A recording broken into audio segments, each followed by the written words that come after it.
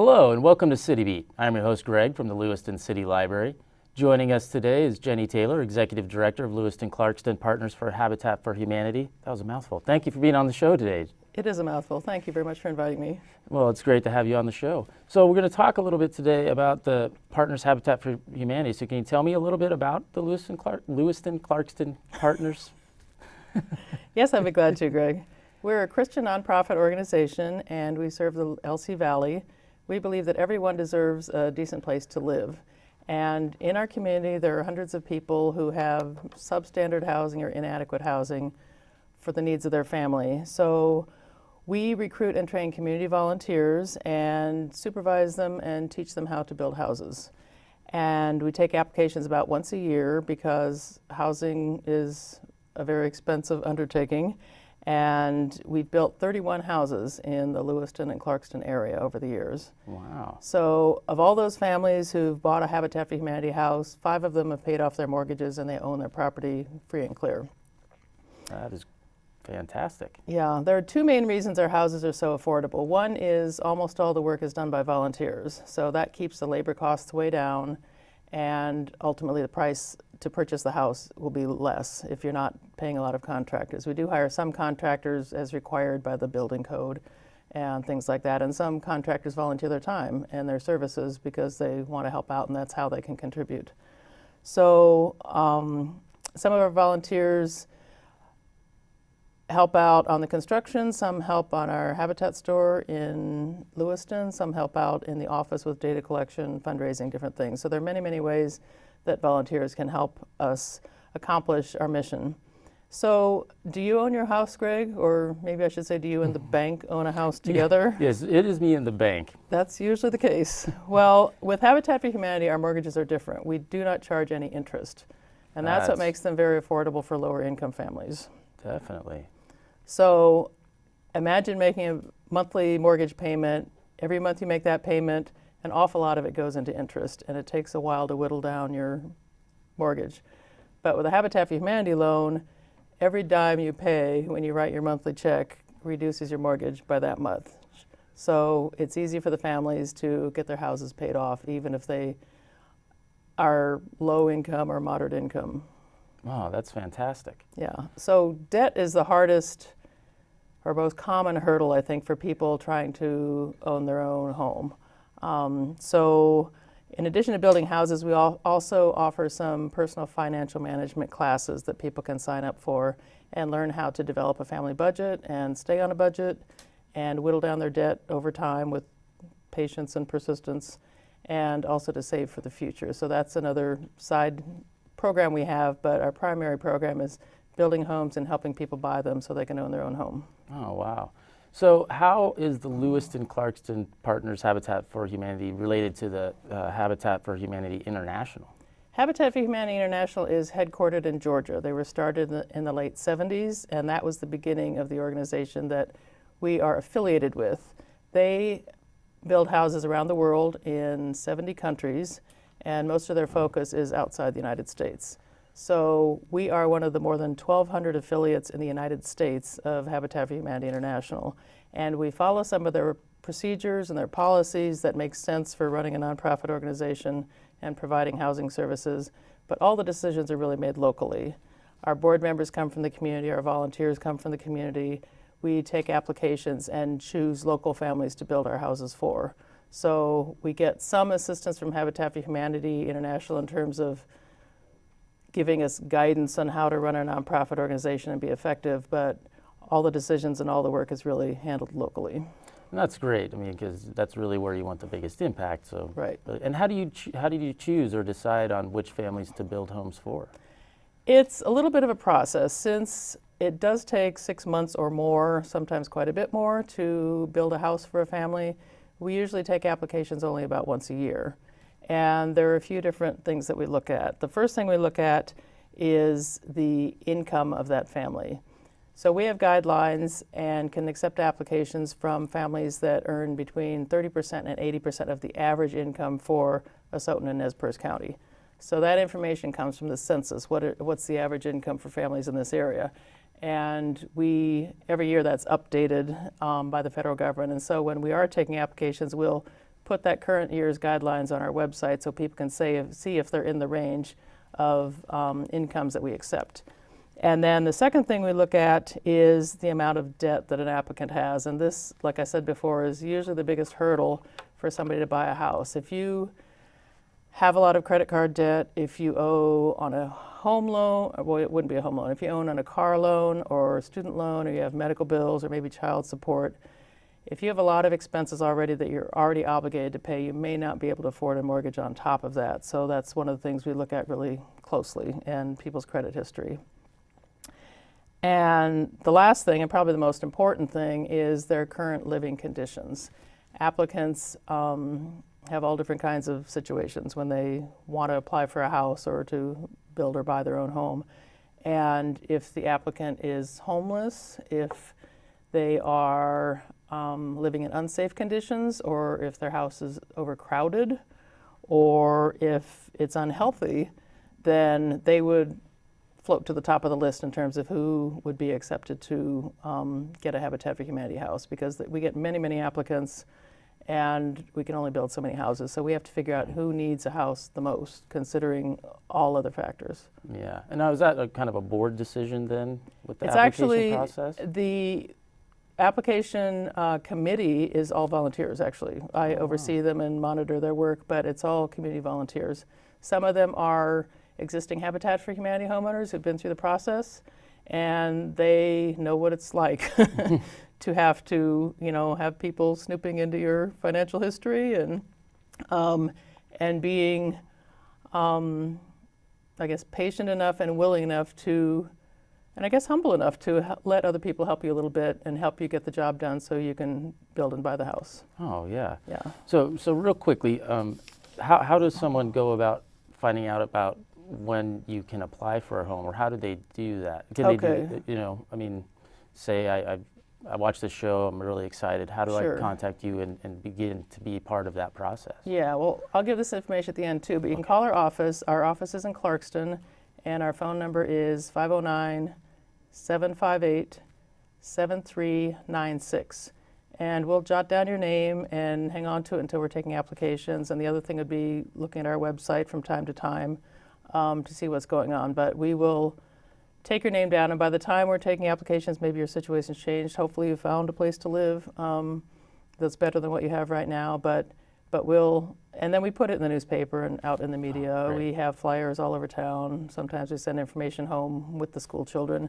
We try to make it available to everybody, and we'll advertise probably about for a month before the applications are due to make sure as many people as possible could find out about it and apply if that's something they're interested in doing. Oh, that's great. Yeah.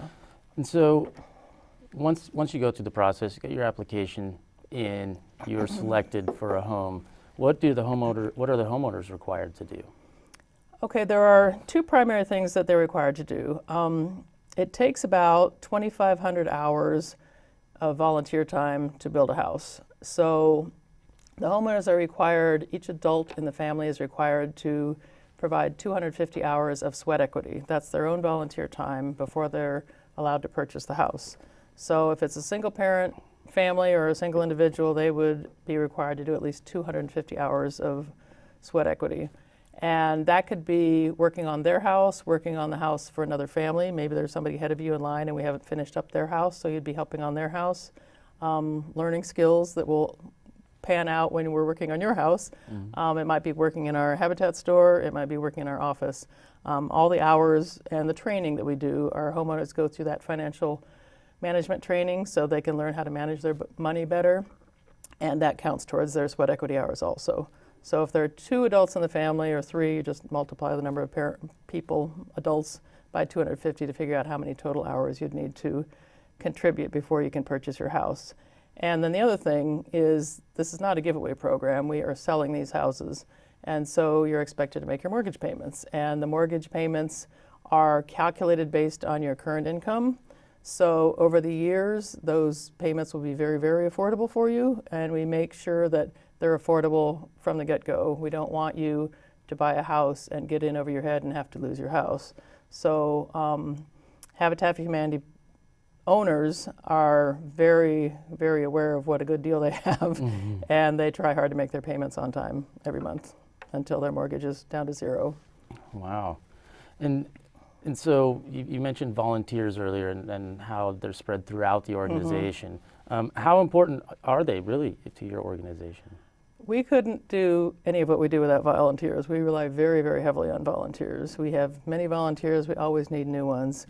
The house, as I said, is built almost entirely with volunteers with some skilled supervision and some of our experienced volunteers. You might think, well, this is a great program, but why would they want me? I don't know the first thing about building a house. Well, we take volunteers at all skill levels, and we will train you. If you want to learn how to paint, we will teach you how to paint. If you want to learn how to do drywall or roofing or installing carpeting, that's all part of building a house. And so we provide training and supervision, and we will partner you with somebody else who's done that before, who knows what they're doing, and you can just learn as you go. So we encourage people to volunteer with us. I got started because I owned a home and I wanted to learn better how to do the upkeep and the repairs on the home. And so by volunteering with Habitat for Humanity, you can see how a house is put together.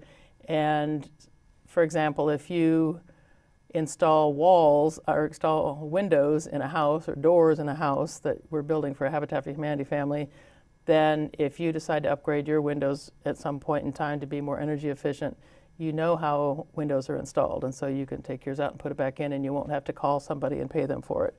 So there's a benefit to the volunteers. They learn skills for keeping up their own property and repairing it too. Oh, definitely, definitely. And who doesn't want to know how to take care of their own place? Exactly, especially if you could do it affordably. Yeah, definitely. Yeah. And so I know you rely heavily on volunteers, but you obviously have some overhead and some costs. So Sure. how do you raise money for building homes for our local families? Almost all of our funds come from the community. The Habitat store in Lewiston on G Street is what's called a social enterprise. It's a business that's set up purposely to produce money for some sort of social service, which in our case is home ownership, affordable home ownership. And a lot of our money comes from there. We also have very loyal donors who contribute financially, people, businesses, churches who help support our program and help us out. And we're always looking for new donors and anyone else who can help in any amount, large amount, small amount, financially.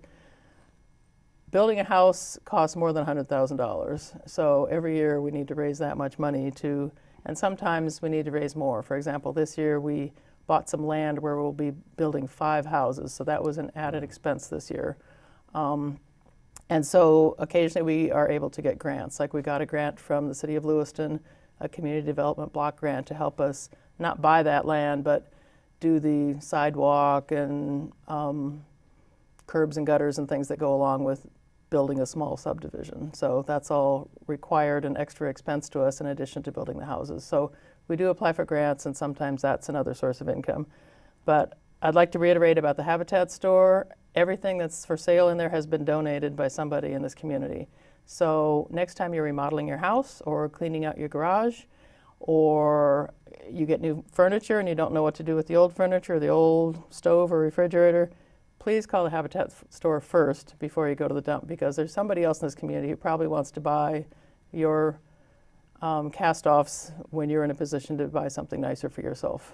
And I love this store personally. I shop there often. Everybody tells me Yes, that. it's a great store. And just kind of for our watchers, why are you focusing on home ownership versus building more rentals? Rentals are needed. Rentals are always needed. And there are many good rental programs and assistance for lower income families in the community who do want to rent or need to rent for right now. But owning a home has many, many benefits. And every Habitat homeowner or everybody who owns a home has their own story to tell as to why they wanted that house or how it's changed their life. I can give you a few examples. I remember one family, I helped build their house, and there was a teenage son who was 14, and he was not a good student. He got D's and F's and everything. He had no self-confidence. He had nothing to live for or hope for. He had no idea what he was going to do when he grew up.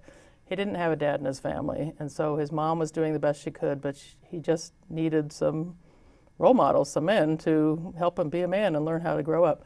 So every Saturday, the volunteers came and helped build the house that they were going to be living in.